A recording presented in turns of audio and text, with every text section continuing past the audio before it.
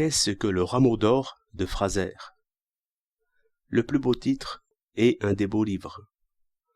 L'auteur décrit en leur nombre et variété ces rêves collectifs qui furent nos pensées d'enfance.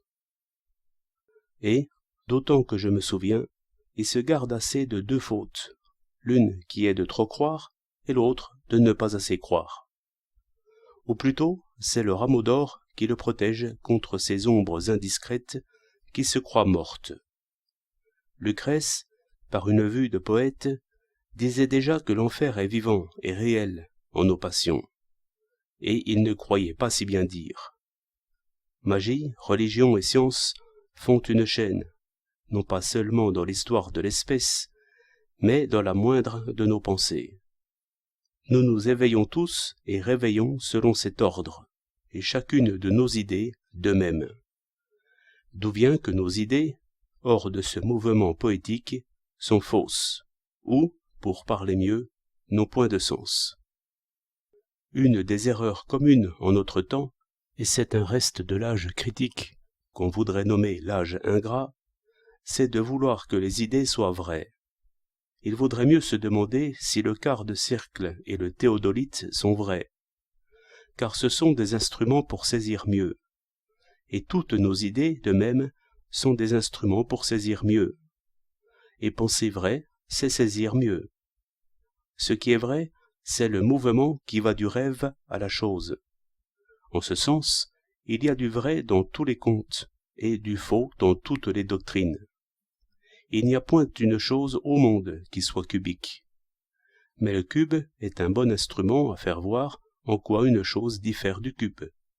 Et le cercle de même, et l'ellipse des modernes astronomes aussi. Il n'y a point de planète qui décrive une ellipse à la rigueur. Il n'y en a même point qui ferme sa trajectoire. Mais la loi des lois est qu'il faut penser ce qu'on ne sait pas par ce qu'on sait.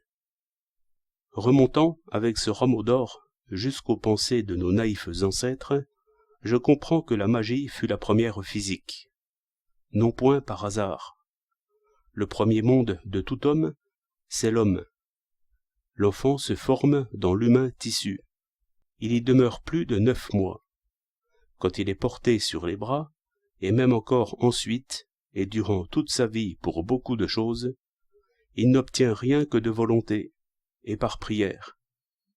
La cuisinière offre beaucoup de bonnes choses d'après son humeur. Il faut lui plaire. Il faut déployer les signes convenables, paroles, promesses, sourires. Et, d'après une loi aisée à comprendre, l'enfant essaie les signes bien avant d'en comprendre tout le sens. Dire bonjour comme il faut, ou bien, selon le cas, crier obstinément, ce sont des moyens magiques.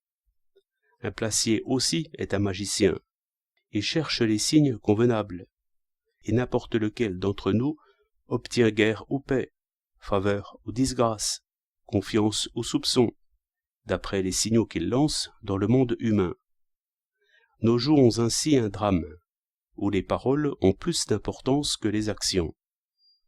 Le théâtre se définit par la répercussion des paroles, d'où l'on a coutume de faire alors la répercussion dans la parole même.